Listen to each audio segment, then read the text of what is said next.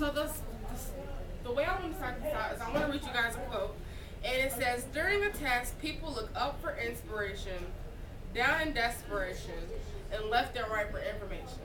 That's how all tests are, because tests are just difficult. Today I'm gonna talk about the ACT and the SAT.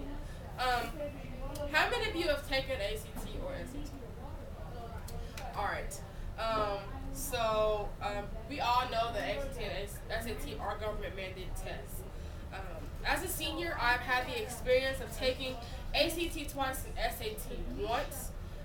In all honesty, I hated every minute of all three tests. I'm not gonna lie with y'all. In this speech, I will explain to you all why I believe ACT and SAT are very unnecessary. So, the need step of this presentation would be government mandated tests like ACT and SAT are not accurate measures of your academic abilities. So, what is the problem in this situation?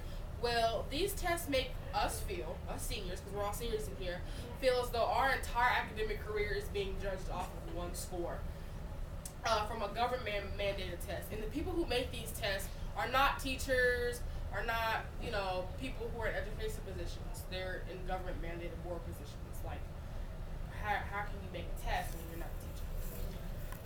Students like myself, and most of you guys are extremely intelligent and academically sound, but are not just good test takers, because I'm not a good test taker at all. It is not new that there is a prevalent and open opposition to this style of systematic and government mandated testing. So a lot of people do in fact oppose ACT and SAT like I do. Many times in schools, especially high schools, that are looking at ACT and SAT scores when admitting students to the university. So a lot of colleges that we are all applying to, they look at our ACT and our SAT scores, and we're like, I'm not a good test taker, so I don't want you to solely based off my admission off of that one score. And many times, when students get stressed, especially in high school, I know I hate taking tests. According to Magoosh.com, the national average ACT score is 21, and the national SAT score is 1100. And so if a student gets a 20 or 1099, it makes it look bad, like, so you're not at national average when really and truly you're just 1 point below that national average, and your GPA could be off the charts, but you just have a 20. So it's not really balanced at all when it comes to judging a student's academic performance based off of the score. Why should you guys care about this? Well, we're all teenagers, and are we all seniors? No? Okay. So, you're going to be a senior soon. And this relates to all of us. Students go into testing centers. I know I go into testing centers extremely nervous. Many believe that if they don't do well, they won't get to a good college or receive an education. I know that's one of my fears, that if I don't do good on SAT, or if I don't get that score, that I won't be admitted to UD or Miami, where, like the national or the average score may be a little higher than what my ACT score is. So it's kind of petrifying to me, because that's like one of the top schools that I want to go to. Unfortunately, these tests do have effects on college admission.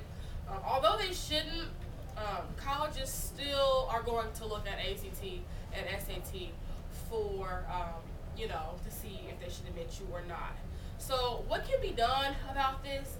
Well, I said that a solution to this would be, for right now, because ACT and SAT are still in process, and they will be until somebody starts a reform of some kind. So I said maybe colleges can determine admission based off of what you have done in your high school career.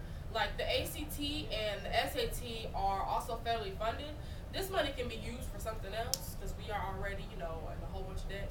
So especially like states and federal, because SAT and ACT require a lot of money for all the materials, the testing center. You got to pay the teachers who coming in on Saturdays to get the test.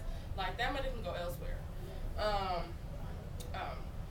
Now, some objections and myths to the ACT is that some people could say that it's unreasonable because college is such a personal thing Colleges have to mold to you. Like if colleges advertise their college to you, like they send you emails say, "Hey, come to our college." So they're advertising and they want you to come to their college. So if you want me to come to your college, do something for me. Like, don't base off, look at everything else. Look at the whole picture besides just a two-digit score. Some could say that this gives colleges freedom to discriminate on their own given tests, which is not accurate either. Now, just imagine if there was no ACT or SAT. There would be much less anxiety in the world. I know I would have much less anxiety. And students wouldn't be as nervous as they are to enter like the college readiness stage. And like I said, the government would save tons of money. So my challenge to you all today is to call you to action. For the time being, while ACT and SAT are still in full swing, I encourage you to study, study, study. If you do plan on taking it again, that's all I can encourage you to do because it's still in full swing. But your 4-year career, I want you all to know that your 4-year career as a student is much more valuable and meaningful than one score on a test decided by the government. And there are a few things I wanted to show you guys. This first graph shows who all takes ACT. So this goes towards the fact that ACT and SAT tests are kind of biased according to race because majority of people who take ACT and SAT are Caucasian and like minorities take it less. So people know this, the government knows this, and may throw in racially biased questions or things that Caucasians may be taught that African Americans and minorities are not taught. Okay. The next graph, this is family income. So it's basically showing you the more money you make, the more money you are able to put into studying for the ACT. And some people, I know, I just don't have a lot of money to put into the ACT and SAT, especially with my family and income, so it's not really fair. And this is one of the last slides. And this is for SAT scores, and you can see the two darkest are only a little bit of our country, and the lighter ones are majority of our country. So, majority of our country doesn't even test on the higher end. You guys have any questions?